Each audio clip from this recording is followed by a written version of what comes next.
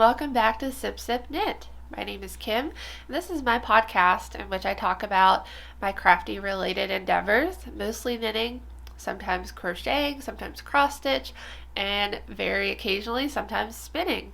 I also get into a little bit of life stuff, and I just enjoy getting on here and chatting and sharing what I've been up to lately. Today I am just drinking, well, not just drinking, I'm drinking chai tea that I kind of made into a little bit of a latte. It's odd that I'm drinking tea this time of day. Usually I prefer tea later in the evenings, but I digress. I've had 1 cup of coffee already during my walk this morning with Luna, my dog. So I switched over to tea. I'm actually feeling a little congested, not that tea would really help that, but it just sounded good to me. So yeah, it's just Target brand chai tea that I added some honey and some caramel macchiato creamer to, so it's very tasty. So I live here in Pittsburgh, Pennsylvania with my partner Pat and our 2 dogs and 2 cats. I have a dog named Yoshi, who is a corgi. I have this pup named Luna.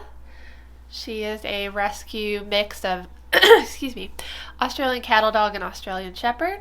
And then we have 2 cats, Burrito, who we call B for short, and Pepe. So I'm sure you'll see them making an appearance from time to time. So anyway, thought I would record and catch up. It's been a few weeks since I wrapped up Vlogoween, where I was counting down the Ex Libris Beastly Countdown. So I do have a couple of finished objects and a few whips and a few planned cast-ons, and then some updates on just general life stuff and what I've been getting into. So I guess we should just get into the knitting. Alright, so the first finished object I actually don't have here with me, but I will pop in some photos of this ridiculous garment. It's the Doctor Who scarf that I made specifically for my friend Tony, who asked if I would be able to do it. So I finished that up maybe a couple days before Halloween. That was my goal, to finish by the end of October. So that is finished, and I gifted that to him the first weekend of November during his, it was actually a bonus finisher prize for the race I was helping him out as like support crew for. So I said, Tony, I have your scarf finished, so if you make it to the finish line, you will have this finished object waiting for you. I mean, I would have given it to him regardless, but maybe that helped motivate. Who knows? But he was very thrilled with it. And I'm actually pretty impressed with how well it turned out. Just with like the edges with garter stitch, sometimes it's a little bit tricky to get a clean edge, but I felt like I did an okay enough job with slipping the last stitch to make that look a little nicer along the edge. It ended up being, I believe, a little over 12 feet long after blocking, and yeah, it's pretty wild. I knitted this out of 2 different types of yarn. I believe both are superwash merino from Hobie brand. I don't have the tags or anything with me, but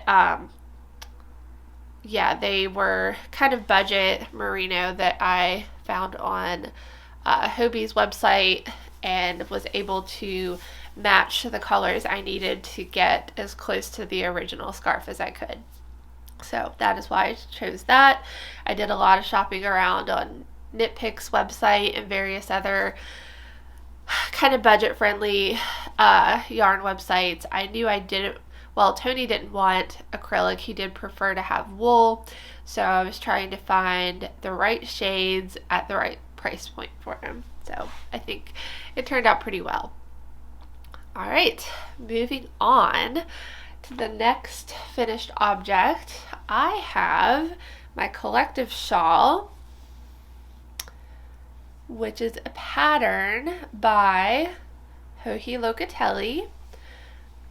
and it's a mix of brioche and garter stitch, and it increases down the middle and also has these interesting zigs and zags where you kind of increase and decrease a bit in the different sections to achieve the zigzaggy shape.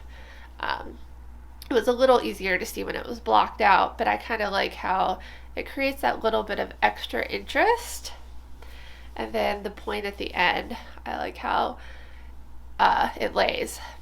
This was knit out of mostly Ex Libris fibers. The green in here is in her recent special collection she did with Yarns by Design for Halloween. And this is in her Shirley base, which is a mix of, I believe, I'm drawing a blank now. I want to say it's Rambouillet, but it is super soft, and this was just amazing to knit with. And the colorway is called Jade Unicorn. And then for the stripes, so this shawl is meant to use one skein of fingering and then mini skeins or scraps for the different various sections. So for the first one, well, I actually have two black sections. I just used leftovers of some fingering weight wool folk that I had on hand. So pretty basic black, but very, very soft next to skin. And then for this next purple stripe, I had leftovers of a mini of this just kind of basic tonal purple that was from, I want to say Knitted Wit, just a mini that I picked up randomly. The orange is from Loops and Threads, and it's actually like a super fine acrylic synthetic yarn, but I kind of like it for the feel and the way it knits. It's soft. The drape is really nice. I don't think I would do an entire object or garment or anything like that out of it, but it is nice to throw in as an accent, and I think it works really well with animal fibers too, and especially in this type of setting. Then this one is pretty subtle, but it is a mini that is from Hedgehog Fibers, a sock base mini, and I believe the colorway was called Pesto, but it's this white with these neon little blips. It's kind of amusing how it glows under the black lights that are at Necromancer. So I'm excited to go back this week. We'll get to that later, but to see how it looks under the black light. All right, another stripe of the black wool folk. And then lastly, I didn't have enough of the purple mini that I used earlier to do this large last brioche section. So I pulled out, I had some leftovers of another Ex Libris fiber in the Mrs. Dalloway colorway, and this I believe is just on her regular sock base. It's a blend of superwash merino and nylon, but the Mrs. Dalloway I used for some socks for the previous Yarns by Design knit along, but I had enough left over, and I think it just goes perfectly with the Jade Unicorn, the green.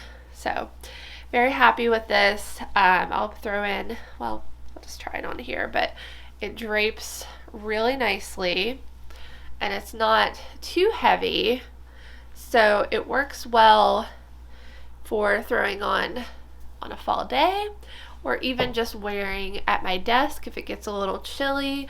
It's not too heavy and it kind of dresses up a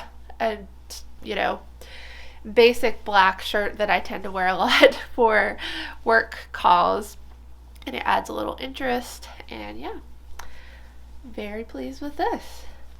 I'm gonna take a sip of my tea.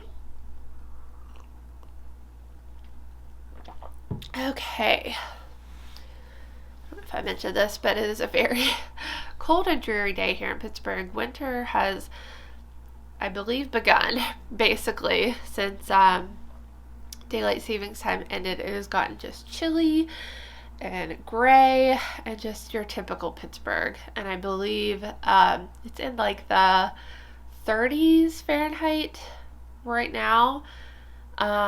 It's going to stay about that all day, and then there's a chance of wintry mix later, a mix of snow and rain and grossness. But it'll be nice for staying in and knitting, right? All right, let's move on to the next whip. So this one is in this Stolen Minutes project bag that I got just prior to Halloween. It has spooky little bats. It has my test knit for Lee of Lee Knits. She is debuting her first sock pattern, and there's actually, it has two different socks. One is color work and one is just this texture, but the texture is similar in the color work sock, so it's kind of a sister pattern. So she's running the test knit simultaneously. So far, I mean, I am just loving this sock. I am 2/3 of the way through the second sock, and I have one sock done. So as you can see, it is pretty basic, except it has this really nice texture that's almost like a basket weave. The name of the pattern is Bond Weave, based off of brick structure. So it's like an offset knit to purl to kind of thing. It's kind of hard to explain, but in any case, it's easy to memorize and pretty meditative. The cuff has a little bit of a different type of texture, and then it includes a short row heel. I still need to tidy up the hole there in my short row heel, but yeah, short row heel. And I've been moving my stitch markers over to the second sock as I progress through to keep track. Here's the second sock, and I will point out that I messed up on the second sock and made the cuff one repeat longer on the second sock. Don't know why or how I managed that, but it happened. I realized as I was probably 20 rounds past the heel what I had done when I saw them sitting side by side. I got very annoyed with myself, considered ripping back, decided not to rip back, commiserated in the test knit chat, and Lee actually said she probably wouldn't rip back if she were me. So I forged ahead, and I did consider the idea of doing just two more of the same mismatch. That way I have two matching pairs, but I weighed my yarn and I'm not going to have enough yarn left to do that. So I'm just going to forge ahead, and honestly it doesn't bother me that much. I'll probably be wearing these with jeans or other pants anyway, and if it doesn't bother Lee, it doesn't bother me. So I'm just going with it. I do have plans for the leftovers to make like a stripy sock, I think. It came with this mint green kind of, I guess it's like a mint green mini. So I think I might do a striped sock with that mini and do like a shorty sock. Vanilla with stripes, I'm thinking. Oh, I also didn't mention that this is cuff down with short. I did mention the short row heel, but cuff down sock. The fit is really great, and so far all of the other test knitters have had really great feedback, and I look forward to seeing what other designs Lee comes up with, because this and the color work are two very solid sock designs, I think. All right, next whip, moving on. This is in a bag Oh geez, I can't remember the maker, but I love how it has the bike print on it. I got this at Rags Fiber Fair last fall. I wish I could remember the bag maker, but I cannot. Okay, so this is housing my autumn doodle cow. And I am, dropping all of my yarn balls. That's what I'm doing. All right, so as of right now, I am now working on the back side, which is just your basic like offset blips of color. But I loved making this. It was so fun picking out, well, not that I'm done, but it has been so fun picking out your doodles. The way the pattern is designed, it has multiple charts. I'm gonna turn this around so that you're not seeing the join where there's a jog. Anyway, yeah, you pick out your doodles based on numerous charts that are included in the pattern, and you choose your own colors, you choose the order you want to place them in.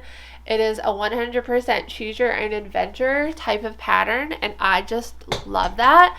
And color work to me just feels like this really fun like paint by number type project, and I just get super into it. It's so potato chippy. So I have this little, just fair isle type thing, pumpkins, spider webs, ghosts, coffee mugs, leaves, and bats. In between the other like filler, there's a lot of fall type objects, and then a couple pages of filler type charts like this or like this stripe, so you can kind of mix it up and have fun with it. So it's gonna be so fun. It's knitted tube style, and then it'll be joined. So there was a provisional cast on here, so I will end up grafting the two edges together to make this. And you could also do a twist before you graft. I'm not sure I'm going to do the twist. Undecided, but leaning towards not doing the twist. What yarns? So this is for DK weight. I am using mostly yarn that I had left over from my Soldotna crop, from Magpie and well, we'll just go through them all. So this one is actually, this yellow is from Rosy Green Wool, this lovely merino treat, which it very much is. It's very soft and squishy. Has a lot of loft to it. And then this variegated is a leftover from Soldotna, and it is from Magpie Fibers. It's got a little bit of like fleck and variegation, but pretty subtle. This white is just a sport weight, non-superwash. I think it's Wool of the Andes Sport from Knit Picks, but I'd used it for a color work hat for a gift last year. And then I have the orange is Brooklyn Tweed. Is it Shelter? Where's the tag? Arbor. Brooklyn Tweed Arbor in excuse me, the Butte colorway. This minty sky blue is another Magpie Fibers Swanky DK, and the black is also Magpie Fibers Swanky DK. So a mix of Soldotna leftovers and a few other bonus yarn balls or yarn skeins, whatever you want to call them. And I'm thinking if I have enough left over out of this, which I probably will, at least of the yellow and orange and black, I might do some fingerless mitts, like colorwork mitts. Have a couple patterns that are in the maybe pile. All right, whip number 3. I have my sorrel sweater that I am making my way through the yoke of. So it's kind of smushed onto the circular needle. But as you can see, it's getting a little bigger, and these dip stitch ridges are getting further apart.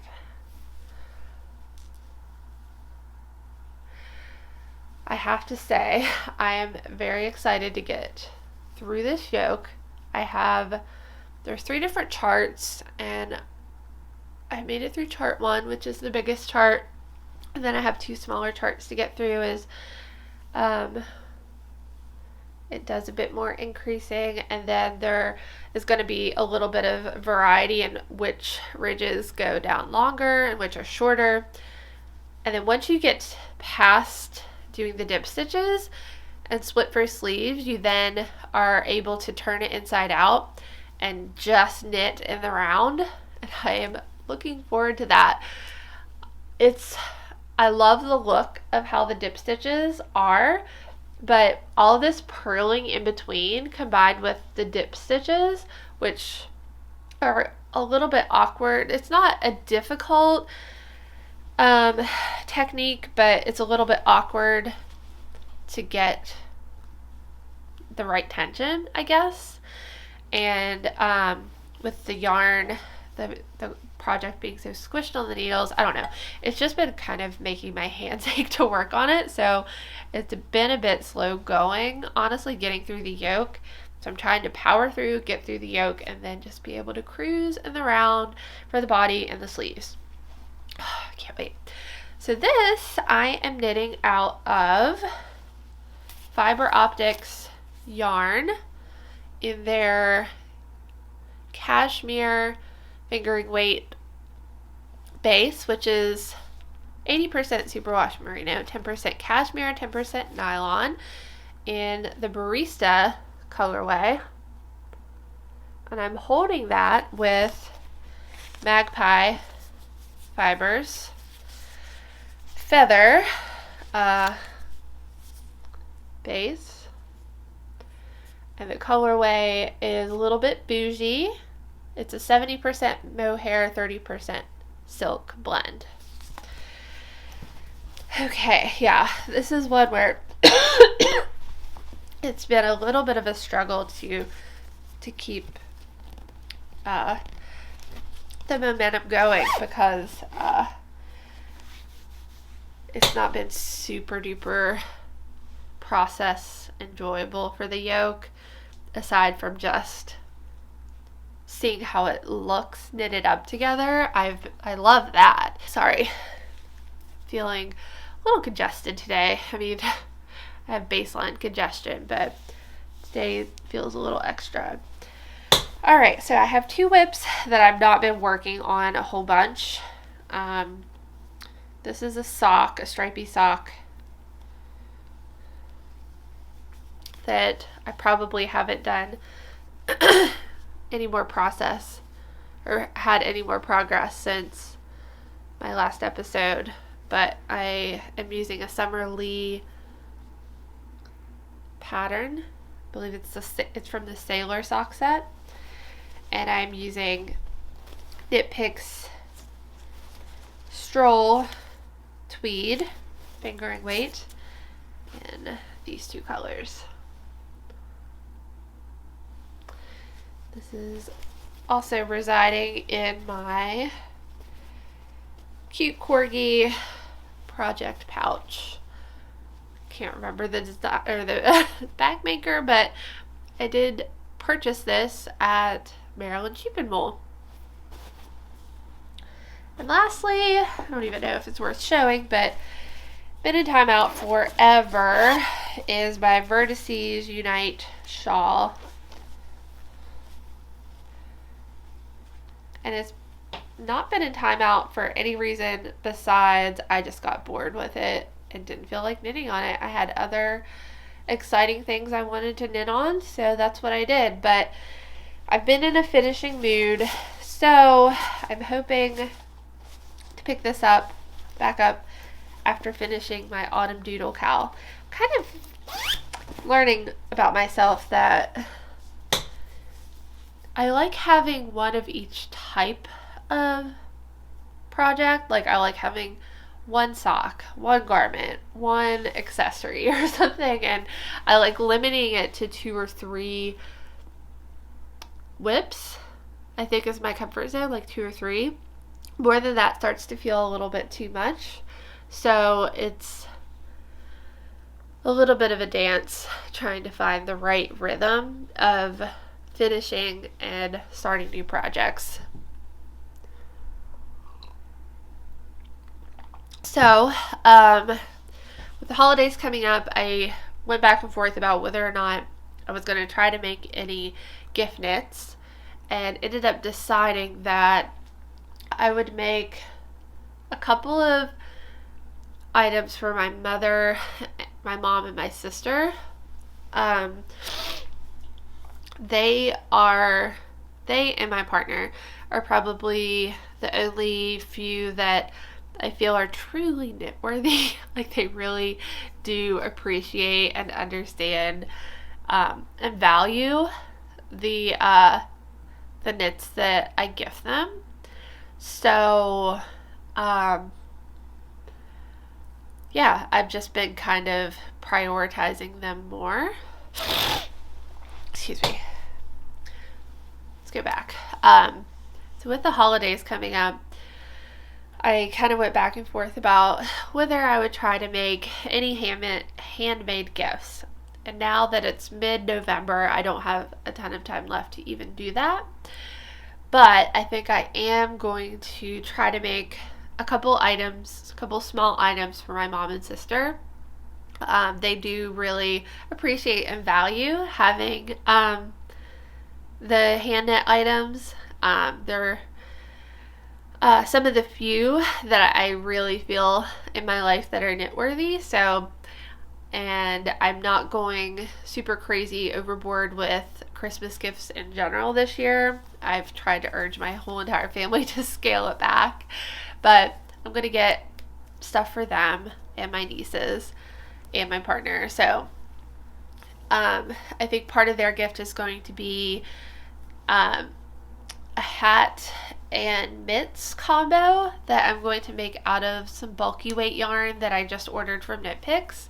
So my mom has been complaining about constantly feeling a little cold and chilled, and her hands get really cold. So I was thinking the mitts would be really nice, and I could just do a matching hat and mitt combo. And in bulky weight or super bulky weight, I don't remember which one it was that I got, they should knit up pretty quickly. And I have a couple patterns that I have saved to my Ravelry that I'll consider using for that. And then for myself, because there's always something new for myself to cast on, let's be honest here, I am probably going to start the Humulus sweater by Isabel Kramer very soon. I've had this sweater's quantity of Brooklyn tweed in my stash for a while, and I'm going to do the yoke out of, I believe, some spin cycle that I have in my stash. I have 2 or 3 skeins of spin cycle, and I've not used them yet for no other reason besides, like, I bought them without a real purpose in mind, which is not the most responsible way to buy yarn, but you know, you see pretty skeins and they call out to you. So I have a couple different options, and I haven't entirely decided which colorway I'm going to go with, but I'm going to use Dream State because it's a worsted weight sweater pattern, and Dream State is the slightly heavier base that they have. I think that's it for knitting, really. I guess we can switch over to life stuff. So, Necromancer Knit Night. So the Sip Sip Knit Night is tomorrow, Wednesday the 16th at Necromancer Brewing here in Pittsburgh, Pennsylvania. It's on Babcock Blvd. I will put the address and details in the video description for you. But I also post the dates once I have them on my Instagram grid as like an actual post, and we'll often share it as a story as well, and I know some other people will share it too. But that's the best way of knowing when the next one is just to look at my Instagram. I am at Stitch Counts. That is also in the video description. But yeah, this is a monthly-ish hangout that I've been hosting at Necromancer Brewing, and any crafters are welcome. Hey, sorry about that. My partner Pat came home from taking one of the cats to the vet, and then I got some Happy Mail. There was some yarn that was delivered from Knitpicks, so I can show you some of what I got and what it's going to be for. I think I was in the middle of talking about life stuff, but we will pivot back to yarn stuff. I did realize I forgot to share what I'm wearing. This was something I finished, I think, last January or February. It is the Gigi jumper by I am drawing a blank on the knitwear designer, but it is a crochet granny square sweater. There were approximately 124 granny squares that were made, and then I used this lavender color to join continuously in the round. Stand up so you can see the bottom. And it has these balloon sleeves.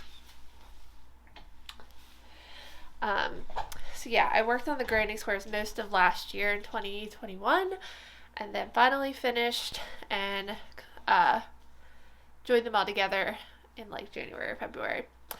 But yeah, this is a nice cozy little sweater, and it is made out of Knitpicks Brava Sport Weight, which is an acrylic yarn. So here is the yarn I got from Knitpicks. So I got these two cakes of Wonder Fluff Ombre. One is Wonderland Heather, which goes from a lighter to darker sky blue. And this is Hair Heather, which goes from a very light to only slightly darker tan. So this is a mix of 70% baby alpaca, 23% nylon, and 7% merino wool. It is a bulky weight, so I was thinking I would make my mom's hat and mitts out of this, and possibly my sister's out of this. But then I also got these two skeins of Chroma Twist, which is a bulky weight, 70% superwash, 30% nylon. I got this in the undyed and this in sort of like a mill spun. It is called Vermont. So I saw this pattern that uses the two of these in combination, and it's a bulky weight hat pattern, so I figured I'd try that as well. And it could either be for my sister or maybe for me. Who knows? But it was a good deal. Knitpicks was having a big sale, so I kind of stocked up on some of this kind of stuff. I also got some dishy cotton for some washcloths and dish towels for both myself and maybe for gifts. Probably for gifts too. I don't think I'm going to make it all for myself. And then I also got a few skeins each in two colors of twill fingering weight. One in Horchata Heather and one in Serpent Heather. And I think one of these is going to be the base color for my sea glass tea that I'm going to use my Beastly Countdown to make. So I haven't decided if I'm going to go with this or this. But I got 3 skeins of each, and I'll probably swatch and decide which would look nicer as like the grounding contrast color. And then, let's see if I can pull this back over here. The Dishy I got in a couple twists. So this green twist color, this red twist color, and then I got just a green and a yellow solid Dishy. And got a few faux fur pom-poms. And I think that's it. Yeah. Okay. So now we are finished with yarn stuff. Back to life stuff. Necromancer tomorrow, I think I already mentioned that, is Sip Sip Knit. Details in the description. And I hope to catch up with Lindsay and Jenna to discuss both the Beastly Countdown, because Jenna also got the Beastly Countdown, and then also discuss the Stephen West MCAL, because they both participated in that MCAL. Lindsay has finished hers, and I'm not sure about the status of Jenna's, but they wanted to kind of discuss that retrospectively. So I'm hoping to have some of that discussion during knit night. Last week, or the last couple weekends, I was in West Virginia, which is where my family is from. I was visiting with them a little bit. The first weekend of November was the Rim to River 100 trail race, in which I had several friends participating, and just about everybody I knew from the community finished, except for one person who had to drop 2/3 of the way in, but I was crewing and supporting Tony, so that meant I was driving around to the various accessible aid stations. Most of the aid stations over the course were accessible by crew, so I was meeting him at each of those areas and helping him get through troubleshooting any issues, getting him the food and the beverages, helping him get in and out of those stations more efficiently, offering him a chair to sit down and take a little break in. And at one point at mile 28, he was starting to have some issues with his leg after misstepping and almost falling into this burrow that was covered with leaves. That was a big issue. The ground and the trail was very covered with fall leaves, so it was disguising a lot of rocks and holes in the ground. So it was very easy to misstep and roll an ankle, but he kind of messed up his opposite leg, and it turned out to be sort of like a spasm, which ended up resolving. But when he rolled into that aid station, he was hobbling. So we iced his leg. I got him some food and hydration. It was starting to be a really hot part of the day. It got up into almost the 80s at one point, which is very warm for a long race like that, and very warm for November. A little bit unexpected. So he was having some trouble dealing with the heat, getting dehydrated. So I had him lie down and just rest for a little bit, let his stomach catch up on digesting things, and he pulled it together. He was able to pick up a pacer, which is another runner who you can have run with you for the second half of the race. So he had his friend Kathy meeting him at mile 50, and between the two of us, we were able to keep him moving efficiently and get into the finish line about 30 minutes before the cutoff. So I was very proud of him for rallying and turning that race around. And also very impressively, my good friend Sarah was also running, and she got first place female. She has run this race. This is her third year there now. So she knows the course, has done really well in the past. Both of her previous times were just under 24 hours. But this year she cut off over an hour from her last year's time and managed to pull into the lead and sustain the lead, and just awesome job on on that. I'm so proud of her. And then we have some travel coming up this weekend. We're going to Chicago for a couple of concerts and to just get away, spend the U.S. Thanksgiving holiday in another area. we're going to be spending time with family around the Christmas holiday, but we figured for Thanksgiving it would be nice to just do our own thing. And we had the excuse of going to Chicago for those couple of concerts. So we're going to be there a little over a week in an Airbnb. It's dog friendly, so I can take Luna with me, and should be a good time. It'll be very chilly. I've never been in Chicago outside of the summer months, so that should be interesting, dealing with some of the Chicago weather, which may be snowier and blustier than it is here in Pittsburgh. I have been reading a bit more. It had been a while since I had actually finished any fiction, so I've recently checked out a few books from the library using the Libby app. 2 are audiobooks, and I am partway through one ebook. So I finished one of the audiobooks called The Immortalist. It was a very interesting story. Sort of a little bit fantasy-ish, but more themes of family relationships and dynamics there.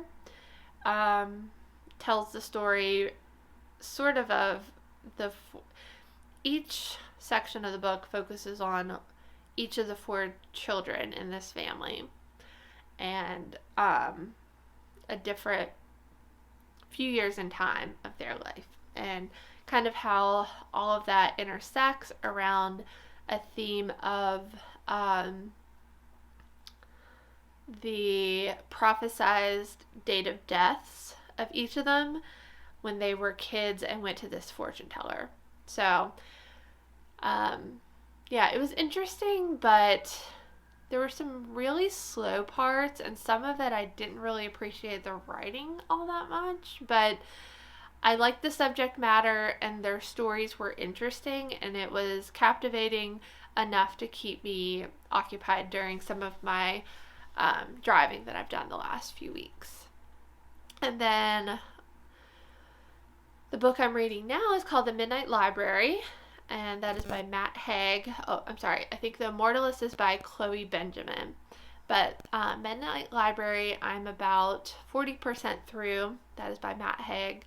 And this is another one with some sci-fi and fantasy themes. It's about this woman who, near the beginning of the book, commits suicide, but ends up in this place called the Midnight Library, where she can, it's sort of an in-between of life and death. She's not dead yet, but she can go back and revisit all the different options that her life could have taken, after also reflecting and reviewing the Book of Regrets. So it has some strong philosophy themes, and reflecting back on life and whether or not you actually do want to die or continue living. Some really heavy themes, but it's actually really less listenable. Listenable. I don't know if that's actually a word. Anyway, I digress. And then I'm also reading Anxious People by Frederick Backman. Historically, I've not really loved Frederick Backman's books. I know he's very popular and has a lot of best sellers, but the few other that I've read have not been a fan of, but I am enjoying Anxious People. Halfway through it, I'm really enjoying it. It's a bank robber hostage situation gone awry, and it is being told in the setting of the subsequent police investigation. So I won't give too much more away. I believe it is now a show or a movie on Netflix, so I've been avoiding that. I have it on my watch list, but I've been avoiding looking at anything surrounding that because I don't want to be spoiled. So I'll let you know how the movie or show holds up to the book once I'm finished with both. And And speaking of books made into films, I watched Where the Crawdads Sing on Netflix.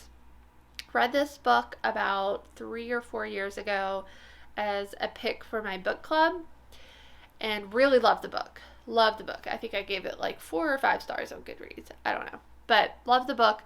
The movie definitely was disappointing for me.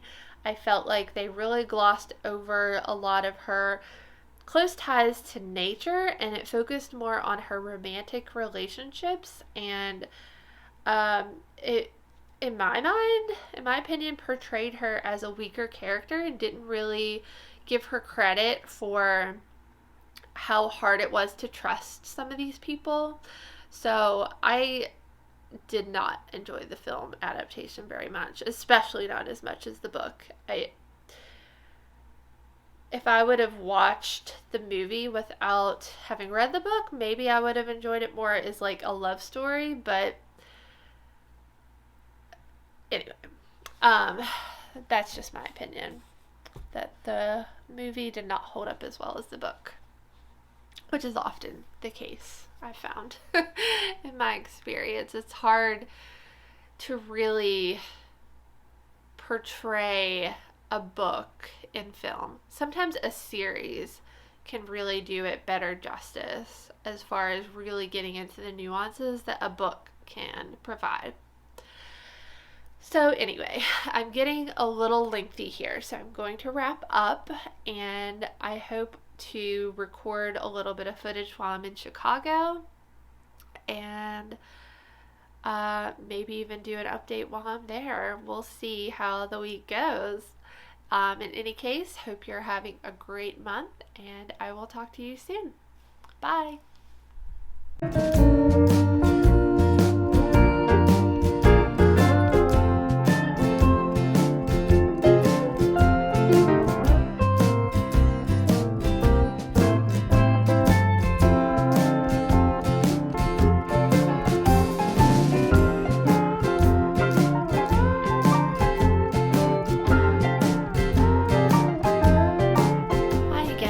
It is now Thursday, November 17th. I did have Sip Sip Knit night yesterday. It was a little bit loud in there, so I didn't get to chat with anybody or talk to Lindsay, or at least like record anything, talking to Lindsay about her MCAL. She did wear her Stephen West shawl, and it looks amazing. I love how the finished product looks. But anyway, it was a really nice turnout despite it being kind of loud and chaotic with some trivia happening. But we had probably 6 or 7 folks that joined us, including one new person, so it was really nice to meet another knitter. But yeah, I thought I would just check in one last time and show you a couple items, one finished object and one item that I just cast on. So these are blocked and finished bond weave socks, and this was my test knit for Lee of Lee Knits. So they're all finished. And I believe she is hoping to release this pattern around Thanksgiving, so keep your eye out for that. And then I started a gift knit. Since I got my Knit Picks yarn, I started the Tentacula hat, which is by Wanded Knit and Crochet, Jenny Noto. So it has these offset fan type tentacle stitches, and this is going to be for my mom. It's knit out of Knit Picks Wonder Fluff, and this blue ombre, I believe it's called Wonderland Heather. And I'm going to knit matching mitts because there's a corresponding matching mitt pattern, so hopefully she'll enjoy those. Anyway, that's all I have to talk about right now. Catch up with you soon.